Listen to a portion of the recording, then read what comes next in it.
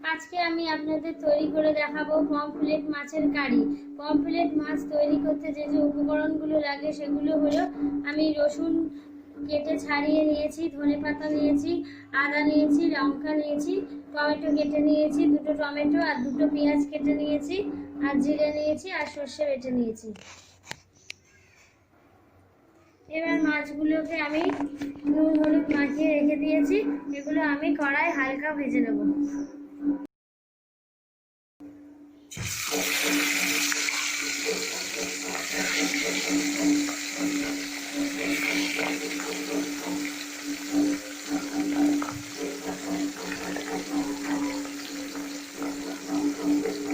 এরকম আমি হালকা ভেজে নেবো, বেশি ভাজবো না, বেশি ভাজলে টেস্টটা নষ্ট হয়ে যায়। এরকম হালকা করে আমি ভেজে নেব।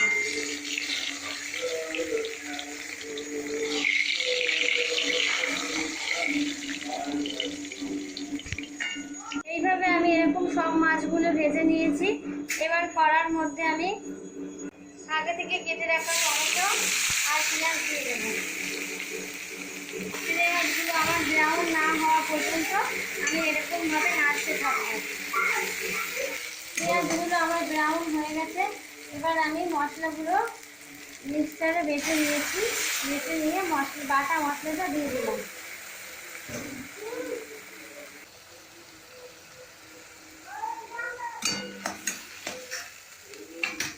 আমি এটাতে পরিমাণ মতো লবণ দিয়ে দিলাম, পরিমাণ মতো হলুদ দিয়ে দিলাম,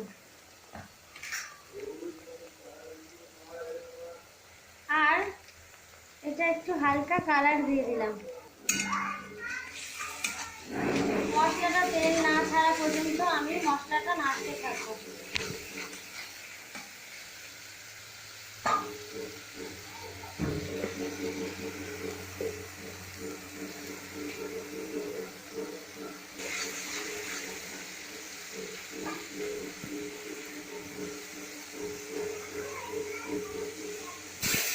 মশলাটা আমার তেল ছাড়তে শুরু করেছে, এতে আমি আগে থেকে বেটে রাখা সর্ষে বাটাটা দিয়ে দেব।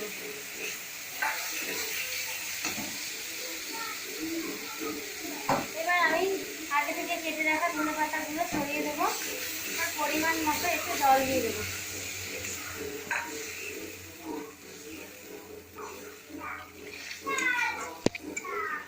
এবার জল ফুটতে শুরু করলে আমি মাছগুলোকে আস্তে আস্তে ছেড়ে দেবো। এই যে জলটা আমার ফুটতে শুরু করেছে, এবার আমি আস্তে আস্তে মাছগুলো ছেড়ে দেবো। জলটা ফুটতে শুরু হয়েছে, এবার মাছগুলো আমি আস্তে আস্তে এরকম ভাবে ছেড়ে দেবো।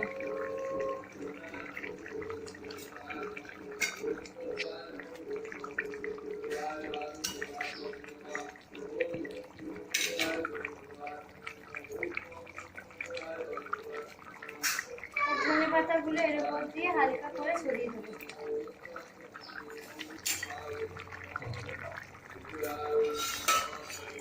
এই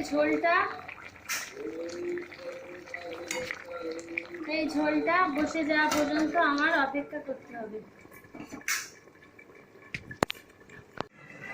ফিরে এলাম আমি 20 মিনিট পর। দেখুন জলটা একদম মরে গেছে, তার মানে মাছটা আমার তৈরি হয়ে গেছে। এবার এটাকে আমি সার্ভ করার জন্য নামিয়ে নেব।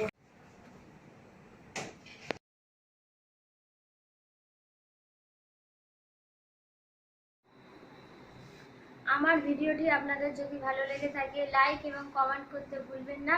আপনারা ভালো থাকবেন, সুস্থ থাকবেন। আবার দেখা হবে পরবর্তী নতুন অন্য কোনো ভিডিওতে।